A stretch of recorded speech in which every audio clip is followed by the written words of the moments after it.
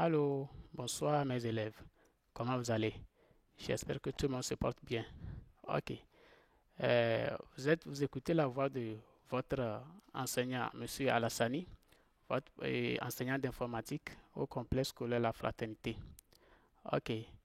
Nous avons toujours le souci de vous accompagner depuis vos maisons euh, en continuant toujours par dispenser le cours. Alors, nous allons aussi continuer le cours en informatique. Nous avions commencé, mais on s'est arrêté quelque part. Mais dans le souci de ne pas oublier ce que nous avons fait, nous avons décidé de créer une chaîne YouTube. La chaîne YouTube là, qui va vous permettre de continuer par suivre le cours étant toujours à la maison. Alors, nous allons reprendre de A à Z. Nous allons reprendre le cours euh, du début jusqu'à la fin. On avait commencé par l'initiation à l'informatique et avant d'arriver sur, n'est-ce pas, l'initiation ou bien la maîtrise, n'est-ce pas, du clavier. Ok. Donc, c'est quoi l'initiation à l'informatique? Cela voudrait dire, nous allons vous initier, vous êtes les nouveaux élèves au sein du complexe. C'est votre première fois d'être en contact avec l'outil informatique. Alors, initier, en vous initiant, cela veut dire que nous sommes en train de vous mettre en contact avec l'ordinateur. Nous allons vous apprendre, n'est-ce pas, à maîtriser les outils informatiques. Donc, nous allons parler de l'initiation à l'informatique. C'est parti. OK.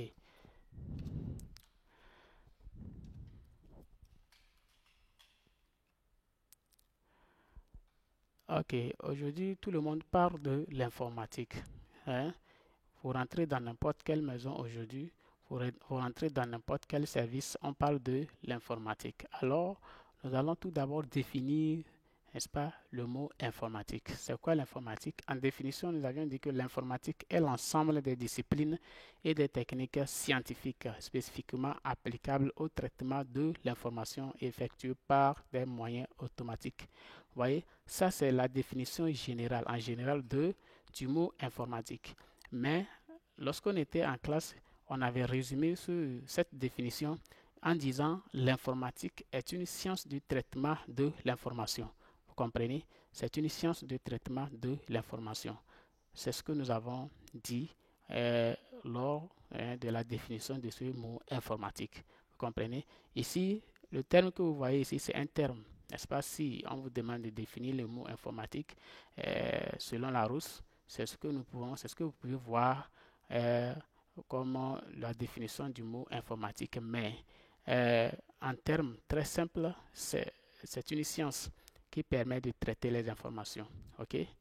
Donc, si au cours d'un devoir, on vous pose la question, vous n'êtes pas en mesure de dire tout ce que j'ai illustré ici.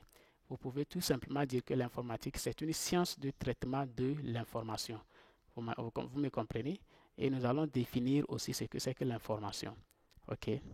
Alors, on va continuer. Ici, on a parlé un peu de l'historique du mot informatique.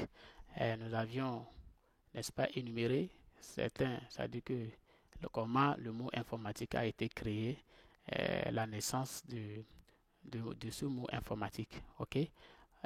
On avait dit que l'informatique est un néologisme. Elle a été introduite par le français Philippe Dreyfus en 1962. Tout simplement, le terme informatique a été conçu par, ou bien fabriqué par le français qu'on appelle Philippe Dreyfus. En quelle année? En 1962. Et ce mot informatique a été forgé pour la première fois par ce monsieur-là. OK? Alors, comment le mot informatique est né? Le mot informatique est né à travers ces deux termes-là que vous voyez ici, information et automatique. Dans le mot informatique, voilà les termes que nous pouvons ressortir. C'est pourquoi, quand on parle de l'informatique, on parle de l'information et on parle de l'automatisme. Nous allons définir plus tard ce que c'est que l'information et ce que c'est que l'automatique. OK? Donc, on avait dit que le mot informatique a été fabriqué ou bien a été forgé à partir de ces deux mots-là, information et automatique. Si vous vous rappelez bien, j'avais envoyé certains élèves au tableau pour qu'il puisse me découper, hein, puisqu'on nous a dit que le mot informatique vient de ces deux mots-là, pour qu'il puisse me ressortir, hein, dans ce que nous avons ici, et ça dit que ces deux termes-là, me ressortir le mot informatique là-bas. Et bon, vraiment, vous avez été très très impeccable. Il y a les élèves qui ont pu découper ça comme ce que vous voyez ici. Donc, et vous allez constater que ici, information, il y a une partie qui a été coloriée en bleu et une partie qui a été coloriée en rouge. Au niveau de l'automatique, il y a également une partie qui a été coloriée en rouge et l'autre en bleu. Donc, si vous prenez, hein, ici la partie bleue là, vous joignez ça à cette partie, vous allez trouver le mot informatique. Alors, voilà le système que le monsieur Dreyfus Philippe a été, n'est-ce pas, a adopté ou bien appliqué pour pouvoir trouver le mot informatique. Donc, vous allez barrer la partie en rouge au niveau de l'information, vous barrez la partie en rouge au niveau de automatique et vous avez maintenant le mot information. En clair, pour dire que le mot informatique vient de ces deux mots-là, information et automatique. Voilà. On avait cité quelques techniciens de l'informatique au départ. À partir de 1728, nous avions parlé de M. Falcon, qui avait construit la première machine mécanique capable d'exécuter, n'est-ce pas, un programme externe. Quand on parle d'une machine mécanique, vous allez comprendre que c'est une machine qui travaille beaucoup plus avec la force, n'est-ce pas, humaine. Ok? Si vous allez au niveau de notre jardin d'enfants ici, vous allez voir, n'est-ce pas, un objet fabriqué en bois qui a des boules à l'intérieur. Voilà. Donc, la machine de M. Falcon ressemblait à quelque chose comme ça pour permettre de faire des petits jeux, des calculs, etc. Ok, je vous avais montré ça à l'écran quand on était en classe. Alors, ici, en 1835, nous avons aussi le mathématicien anglais Charles Babbage qui s'est lancé aussi dans la réalisation d'une machine analytique. Vous voyez, monsieur Charles Babbage s'est inspiré de la création de monsieur Falcon et lui, en fabriquant sa machine, il a essayé d'améliorer un peu. Maintenant, pour lui, ce n'est plus mécanique, mais on peut, à travers la machine qu'il a fabriquée, faire exécuter des programmes, mais cette fois-ci internes, n'est-ce pas, que l'on peut voir mais ne peut pas toucher. Vous voyez, non? On disait que c'était la première tentative vers la conception d'un ordinateur tel que l'on conçoit aujourd'hui. Donc, il a fabriqué quelque chose que l'on peut appuyer, vous appuyez quelque part et vous allez avoir des informations qui s'affichent. Ok? Alors, donc, Charles Babbage, c'est lui qui a commencé par emboîter le pas des ordinateurs que nous avons aujourd'hui. En 1944, vous avez l'Institut IBM et qui a construit aussi une machine électronique, vous voyez, nommée Mark I. Donc c'est à partir de 1944 maintenant, les ordinateurs n'ont plus besoin de prendre la batterie, vous voyez, mais cette fois-ci avec un courant électrique qui, à travers ces courants électriques maintenant, vous allez voir que les ordinateurs peuvent fonctionner comme aujourd'hui, ce que vous voyez. On ne peut pas mettre une pile comme dans les torches que vous avez avant, on met les piles dedans pour pouvoir travailler. Ou bien quand vous allez dans les anciennes usines, il faut mettre le feu, n'est-ce pas, et avant de pouvoir démarrer la machine. Alors, quand on parle de l'électronique, ça voudrait dire qu'on n'a plus ces tracas-là. Il suffit de brancher le secteur et puis votre machine commence par travailler. C'est à partir de 1944, c'est l'Institut IBM qui a commencé par créer ces ordinateurs-là. Et on a dit cette machine est capable de multiplier deux nombres de 23 chiffres décimaux en 6 secondes. Vous voyez, ils ont commencé par créer des ordinateurs qui réfléchissent maintenant. Ok? À partir de 1945, John von Neumann, c'est un mathématicien d'origine hongroise, a fabriqué une machine modèle de l'ordinateur tel que l'on conçoit à présent. Donc, c'est John von Neumann qui a fabriqué maintenant un ordinateur qui a une unité centrale et l'écran. Vous comprenez? Vous allez voir l'unité centrale à côté et l'écran. je, je vais vous présenter ces images-là aussi après, puisqu'on avait, on avait déjà présenté ces images-là de tous ces ordinateurs quand on était en classe. Ok, nous allons faire la récapitulation de tout ce qu'on vient de dire. Ok, alors, c'est quoi l'informatique? L'informatique, on a dit, c'est l'ensemble des disciplines scientifiques et des techniques spécifiquement applicables au traitement de l'information effectuée par des moyens automatiques. Cette définition repose sur deux termes, à savoir information et automatique. Ici, en clair, mes élèves, c'est toujours la définition du mot informatique. Et on avait dit que l'informatique, la définition que vous allez retenir, c'est le traitement de l'information. Maintenant, on a ajouté un terme ici. On dit cette définition, non, on a dit effectuée par des moyens automatiques. Alors, c'est quoi un moyen automatique? Quand on parle de l'informatique, à l'aide de quoi on fait de l'informatique? Quel est l'outil qu'on utilise pour faire de l'informatique? Donc, c'est de ça que nous sommes en train de parler ici. La science qui permet de traiter des informations à l'aide des outils automatiques. Alors, qui parle de l'outil automatique ici parle automatiquement de l'ordinateur. Ok? Donc, c'est quoi un ordinateur?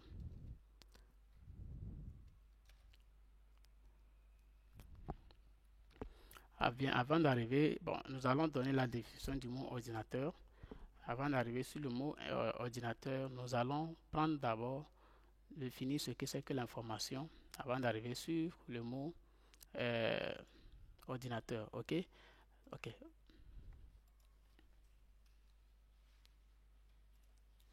Oui, on était à ce niveau-là. J'avais dit préalablement qu'on va définir le mot information et le mot automatique, puisque on a dit les deux, c'est-à-dire que l'informatique traite les informations à travers des outils automatiques tels que l'ordinateur. Alors, c'est quoi l'information? Bon, ici, les élèves, on avait dit que l'information, au premier sens, est considérée comme le support des connaissances et des communications dans les domaines techniques, économiques et sociaux. Vous voyez? Et on a dit que l'information, c'est tout ce qui réduit l'incertitude. Ici, la première définition qu'on a donnée ici, c'est vous êtes là tout à l'heure, il y a peut-être quelque chose qui se passe à Lomé, mais vous n'êtes pas au courant de ce qui se passe à Lomé. Vous ne savez pas exactement ce qui se passe à Lomé. Maintenant, le soir, vous avez suivi le journal et maintenant, après le journal, il ressort qu'à Lomé, il a plu suffisamment à Lomé.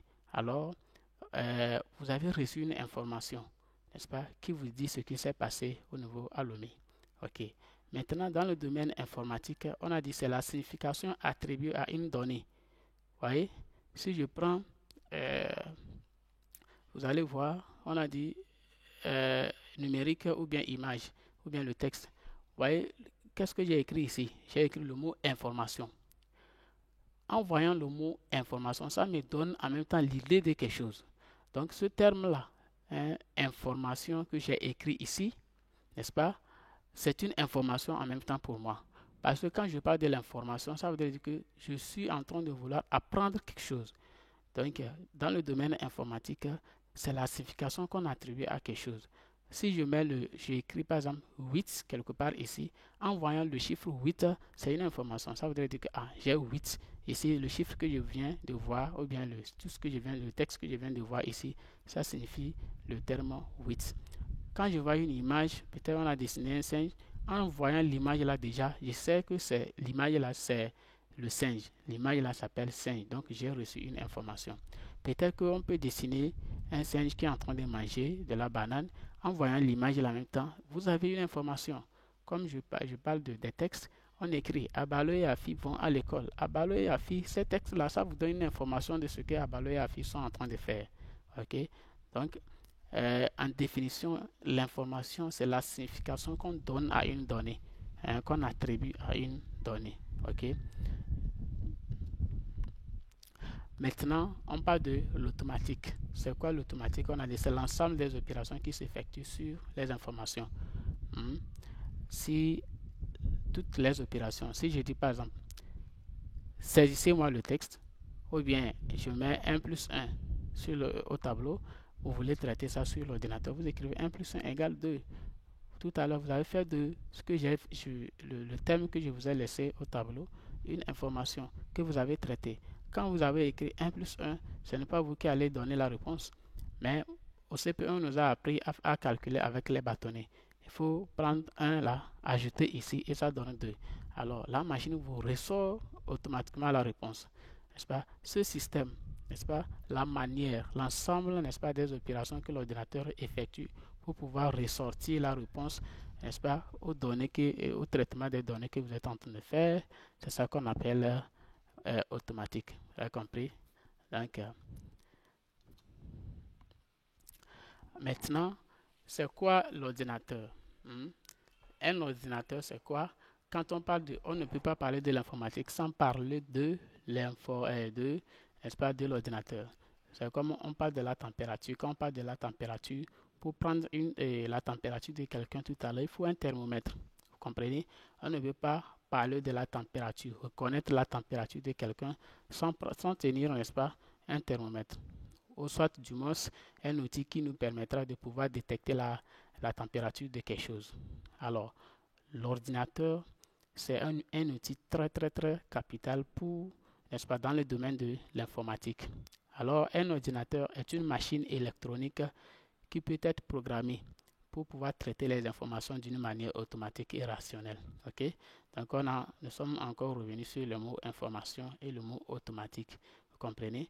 Donc, ici, l'informatique traite des informations. Sinon, si vous connaissez déjà la signification, mais la définition du mot informatique, tel qu'on l'avait défini d'une manière résumée, on avait dit que l'informatique, c'est une science de traitement, n'est-ce pas, des informations. Ok, alors qu'est-ce qui permet à l'aide de quoi on peut traiter une information?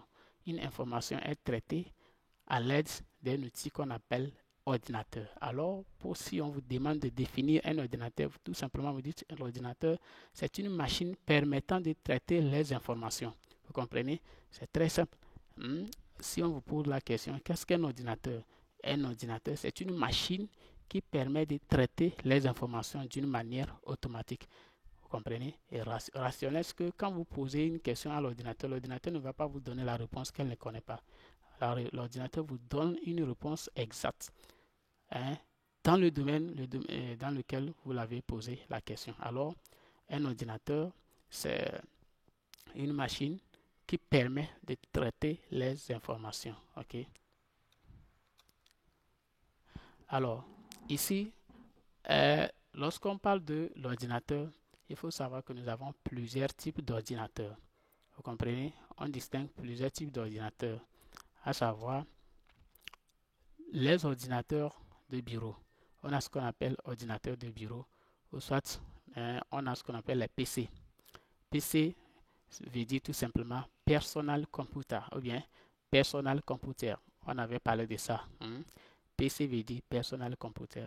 Donc, les ordinateurs personnels. Quand vous allez entendre les gens parler du PC, ça c'est en anglais, c'est un terme anglais qui signifie ordinateur personnel ou personal computer. Ok? Donc, nous avons ces ordinateurs qu'on appelle ordinateurs de bureau. Les ordinateurs de bureau sont constitués de quoi? De l'écran, du clavier, de la souris et de l'unité centrale. Vous comprenez? Donc, nous avons l'écran, ou bien l'écran, nous avons des types d'écrans. Nous avons les écrans, ça là, l'écran là s'appelle écran cathodique. Cathodique. On avait parlé de ça au cours. Donc, ces écrans-là s'appellent les écrans cathodiques et ces écrans s'appellent des écrans plats. Ok? Aujourd'hui, les écrans les plus utilisés sont ces écrans-là. Si vous voyez l'écran là, c'est l'écran que IBM a commencé par fabriquer. Avec le temps, on a remplacé ces écrans-là par ces petits écrans-là, puisque à l'époque, c'est ces écrans-là qu'on utilise. Mais nous avons constaté que ces écrans-là consomment encore plus que les unités centrales. Alors, on a remplacé ces ordinateurs, ces écrans-là par ces écrans plats. Nous avons une unité centrale. Vous allez constater ici aussi que nous avons une unité centrale sur laquelle on a déposé l'ordinateur. Donc, vous avez ça. Un ordinateur de bureau est composé de l'écran, de l'unité centrale, du clavier et de la souris. Vous comprenez? Maintenant, pour que tous puissent travailler, on va les relier à travers certains câbles. OK? Donc, les ordinateurs de bureau sont les ordinateurs qui sont, qui sont composés de l'écran, l'unité centrale, le clavier et la souris, etc. OK. Nous avons ce qu'on appelle les ordinateurs portables. Comme son nom l'indique, on va voir c'est quoi un ordinateur portable. Alors, vous voyez, OK, nous avons des ordinateurs portables que vous voyez affichés. C'est un ordinateur, vous voyez, et on peut, comme son nom l'indique, c'est un ordinateur qu'on peut transporter, amener partout. On peut plier ça, c'est dépliable. On voit ici, je vous ai montré à partir d'ici qu'on peut ouvrir ça et refermer. Vous fermez ça, vous mettez ça dans votre sac et vous voyagez avec. En anglais, on l'appelle les laptops. Laptop, quand on parle de laptop, ça dit que lap veut dire, quand vous prenez les organes de l'homme, au niveau de la hanche vers le genou, cette partie-là s'appelle chez les Anglais lap. Donc, c'est un ordinateur qu'on peut déposer, n'est-ce pas, quand vous êtes assis, vous pouvez déposer ça au niveau de vos jambes pour pouvoir travailler. C'est pourquoi on les appelle des laptops. Donc, en anglais, ces ordinateurs-là s'appellent des laptops. OK? Donc, ici, vous avez l'écran, vous avez les claviers quelque part là-bas et la partie de la souris est ici. Vous voyez? Écran, c'est ça ici. L'unité centrale, vous voyez l'unité centrale ici. Et la partie de la souris, c'est elle ici. Elle joue pratiquement il joue pratiquement les mêmes rôles que les ordinateurs de bureau. Et puis, souvent, ces ordinateurs sont plus chers que les ordinateurs de bureau, ou bien mes élèves. On avait parlé de tout ça là. Ok, vous avez les ordinateurs portables ou bien des laptops. Ok, nous avons aussi ce qu'on appelle les tablettes. C'est quoi une tablette? Ok, voici, on a des tablettes qui sont aussi différentes, n'est-ce pas, des laptops. Des tablettes, on les appelle aussi des ardoises. Vous voyez, c'est des ordinateurs très simples, encore plus petits que les ordinateurs portables, qui n'ont pas de, la plupart de ces ordinateurs n'ont pas de clavier, n'est-ce pas, comme les ordinateurs de bureau et l'ordinateur portable. Mais avec l'évolution, on a commencé par créer, n'est-ce pas, ces tablettes-là, maintenant avec, n'est-ce pas, les unités, le clavier. Mais ici, vous allez constater que cette partie-là, c'est le boîtier pour le clavier et ici, c'est l'écran. Maintenant, on va pousser celui-ci et on greffe ça ici. Et on peut l'utiliser comme un laptop. Ou soit vous enlevez celui-ci, vous déposez à la maison, vous utilisez celui-ci. Lui, c'est quoi? Il est différent. Son écran est tactile. C'est comme les téléphones qu'on utilise. Donc, ces écrans sont tactiles. Pour écrire, il suffit de cliquer sur l'écran et vous avez tout ce que vous allez travailler avec. C'est digital. Vous travaillez avec la tactilité de ces ordinateurs. OK. Vous voyez? Donc, c'est ça. C'est aussi une tablette. J'ai fait de telle manière que l'image là puisse j'ai soulevé un peu l'image pour que vous puissiez voir que ce n'est pas un ordinateur portable, mais ici c'est sous forme de pochette, mais dans cette pochette nous avons en même temps le clavier et il y a un petit fil qui relie en même temps c'est-à-dire que cette pochette là à l'écran à l'ordinateur, à la tablette pour qu'on puisse utiliser au cas où la tactilité ne travaille pas, vous pouvez utiliser le clavier. Maintenant, vous avez ici, c'est un bic. C'est le bic qui permet de toucher. Si vous ne pouvez pas utiliser l'écran à l'aide de vos doigts, vous allez utiliser ce bic-là pour pouvoir, n'est-ce pas, travailler sur l'écran de votre tablette. Ok, nous avons aussi les téléphones. Ok, nous avons les téléphones portables. Ce sont aussi des ordinateurs. Aujourd'hui, on parle des Android, des téléphones portables. Euh, c'est aussi des ordinateurs parce que ils ont aussi des mémoires comme les mémoires de l'ordinateur. Il y a des téléphones portables qui effectuent les mêmes opérations que des ordinateurs, tablettes, portables ou bien les ordinateurs de bureau. Vous comprenez? Seulement que les activités sont plus réduites au niveau du téléphone, des téléphones portables. OK. Et maintenant, à partir d'aujourd'hui, ces ordinateurs, on les appelle des Android. Au fait, l'Android, j'avais expliqué ça à mes élèves. Quand on parle de l'Android, il s'agit du système qu'on utilise pour, n'est-ce pas, installer ces téléphones-là. C'est ça qu'on appelle Android. Vous allez constater que les ordinateurs, si les ordinateurs, on parle de Windows, et si les téléphones, on parle de l'Android. OK? Android, c'est le nom d'un système d'exploitation qu'on utilise pour installer le téléphone.